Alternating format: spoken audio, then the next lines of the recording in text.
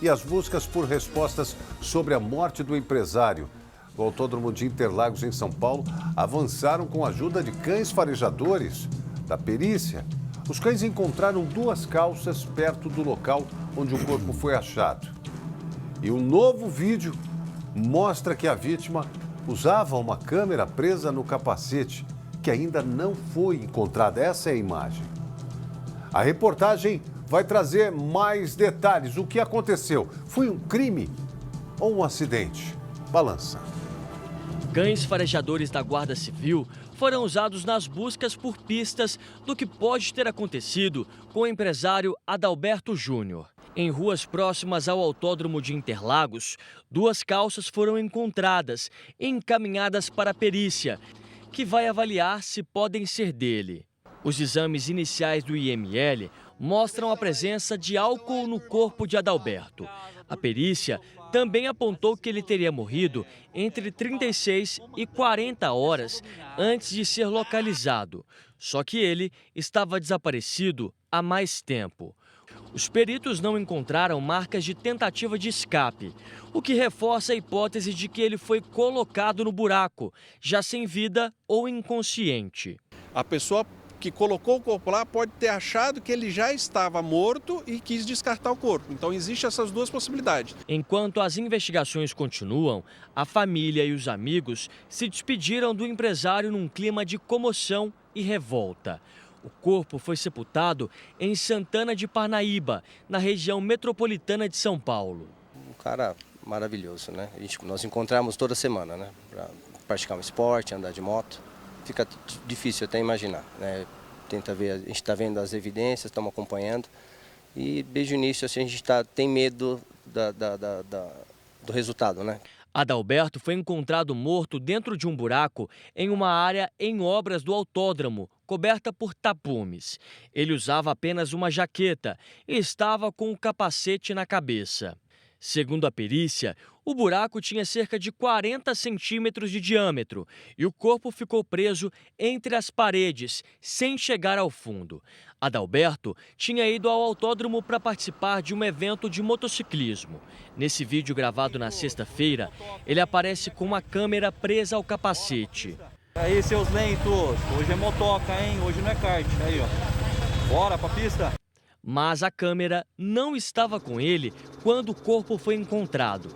A família confirmou que o equipamento era de Adalberto e torce para que algum registro tenha ficado salvo na nuvem. Os investigadores recolheram imagens de câmeras de segurança do evento e também do entorno do autódromo. Eles querem traçar uma linha para saber os últimos passos de Adalberto e também com quem o empresário pode ter conversado antes de morrer. Durante o evento, Adalberto chegou a conversar com um amigo, a última pessoa a vê-lo com vida, segundo a polícia. Ele disse que iria até o carro, estacionado dentro do autódromo, mas o corpo foi encontrado em uma área distante desse ponto. Para mim, isso não foi acidente, está mais do que comprovado que ele foi assassinado, eu tenho certeza disso. Eu só não entendo por que aconteceu isso, porque ele é um cara muito bacana, né? Dói muito saber que a gente perde um amigo dessa maneira, né? Eu só queria descobrir realmente o que aconteceu. E é por isso que os trabalhos estão acontecendo a partir da investigação conduzida pela Polícia Civil e também com a ajuda da perícia. O Dr. Cleiton Sá, que está com a gente, é perito forense, que acompanha essa perícia e continuou fazendo o trabalho, está acompanhando todos os detalhes. Pode mostrar ele aqui, por favor, e vai trazer mais informações para a gente. Seja bem-vindo ao nosso Balanço Geral, viu? Muito obrigado pela presença aqui. Mas antes de conversar com o Cleiton Sá, que é o perito forense, vamos falar com o Yuri Macri, porque ainda podemos ter novos depoimentos nesta quinta-feira sobre o caso, a qualquer momento. E ele está lá no DHPP, no Palácio da Polícia, Departamento de Homicídio e Proteção à Pessoa, que conduz a investigação no comando da doutora Ivaldo Aleixo. Não é isso, Yuri? Isso Isso mesmo, William. Inclusive, nós estamos aqui na frente do DHPP acompanhando esse trabalho que é feito pela investigação, aguardando se temos então a chegada de alguma testemunha nova ou as pessoas que já foram ouvidas pela investigação desde o registro do boletim de ocorrência de desaparecimento do Adalberto. É válido a gente ressaltar que a Fernanda já foi ouvida, um depoimento de aproximadamente 3 horas, e o Rafael, esse amigo que estava com o Adalberto no dia desse evento de motocross, depoimento de 5 horas. E agora, com a localização do corpo, a gente já teve também o sepultamento e todas essas evidências que vêm do laudo necroscópico e também do exame toxicológico. Novos depoimentos devem ser colhidos nas próximas horas. E nós estamos aqui para acompanhar toda essa movimentação e saber qual será então mesmo essa linha adotada pela investigação. É claro que aponta para essa linha de um crime, mas é claro que essa linha do acidente não é descartada. Essa é uma pergunta importante. Doutor Cleiton, a polícia trabalha mais com a hipótese, porque não dá para confirmar ainda, mas trabalha mais com a hipótese de que teria sido um crime? Bom dia, William. Bom dia, comandante. Bom dia a todos. Os indícios desse desaparecimento até o encontro do corpo são indícios de um crime de homicídio, né? A forma em que o corpo foi encontrado, sem as vestimentas do membro inferior, e a posição do corpo ali colocada deixa a demonstrar que alguém levou esse corpo até o local com o intuito de desova. Sim. Então isso fica claro que aquele corpo ele não teve a morte naquele local ali. Ele teve a morte antes. Ele teve a morte antes. Tanto é que a perícia preliminar no local dava um período de 36 a 48 horas da morte da vítima. E ele estava desaparecido há 80 horas. Você estava no local ali, ele tinha uma mancha nas costas que indicaria que ele teria passado, essa mancha, um tempo significativo deitado no chão.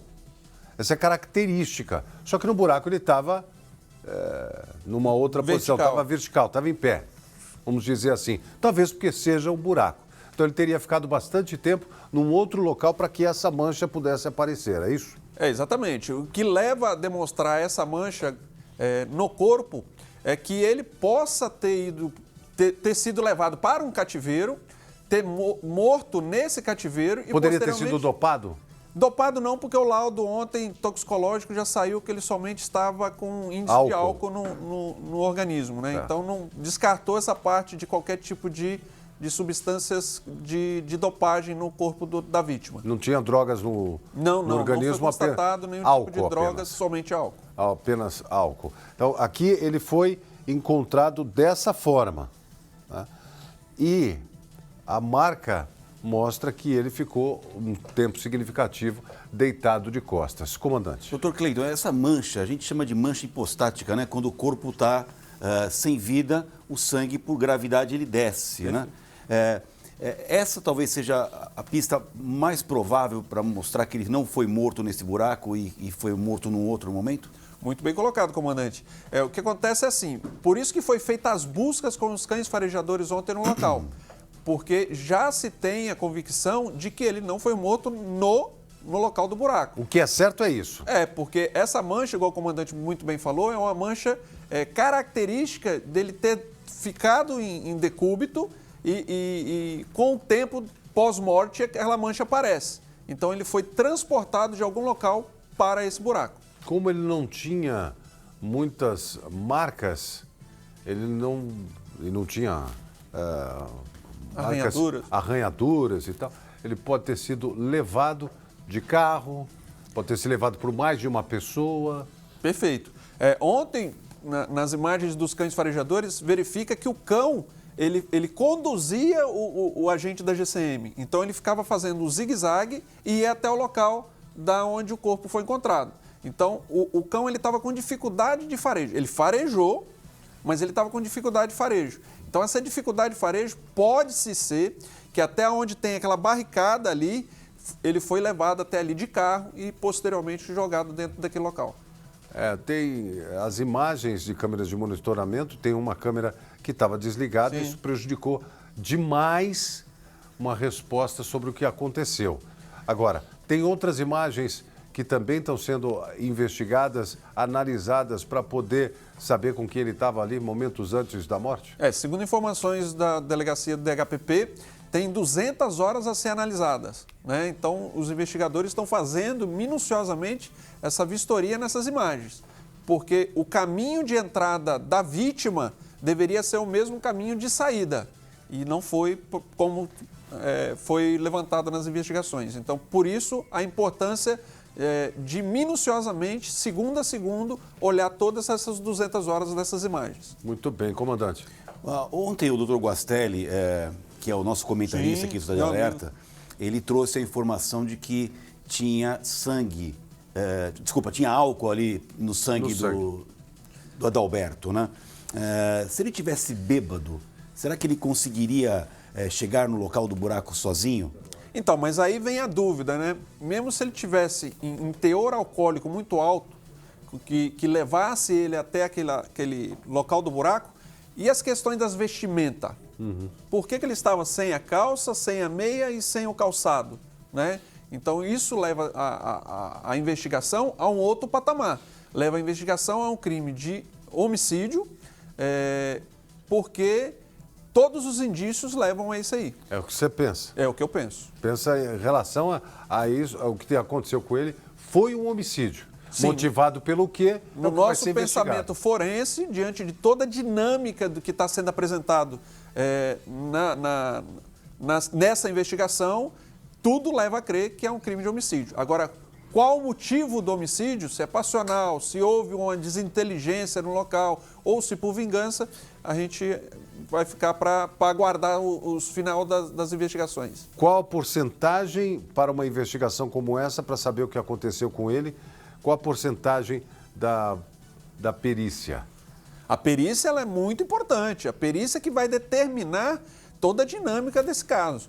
Por exemplo, está sendo feito no Instituto de Criminalística o levantamento das herbes do celular da vítima. Sim. E toda a extração de dados do celular da vítima para ver tudo feito com perícia. Tudo feito através de perícia. Então, a perícia é fundamental num caso como esse. A perícia, em alguns casos, nesse não vai ser diferente, a perícia vai ser muito utilizada. E pode ser feita várias vezes. Sim. A perícia pode ser feita várias vezes. Isso que é uma coisa importante, e saber desses profissionais, os equipamentos utilizados por eles, e tudo isso é fundamental para chegar a um resultado.